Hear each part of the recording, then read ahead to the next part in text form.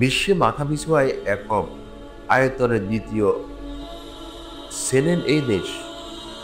ধরুন একটা দেশ আছে, লোক সংখ্যা খুবই কম, কিন্তু টাকা আছে পাহাড় সমান, তেল ছাড়া আর কিছুই নেই।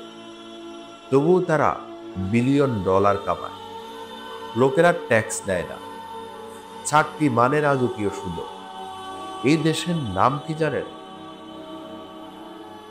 ইউএ না, কুয়েতেও না, এটা হলো লাক্সেমবার্গ না, কাতার।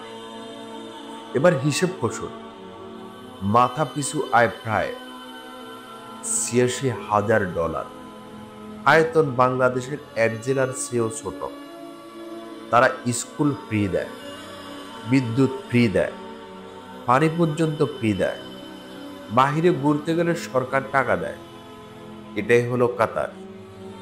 বিশ্বে প্রথমে মাথাপিছু ইনকামে তেল, গ্যাস আর স্ট্র্যাটেজিতে তারা সেরা। এখানে ফেরারি সাধারণ ব্যাপার, গরিব মানুষ খুঁজে পাওয়া যায় না। কমেন্টে লিখুন কাতার যেতে চান কিনা, আর সাবস্ক্রাইব করুন এমন আরো ভিডিওর জন্য।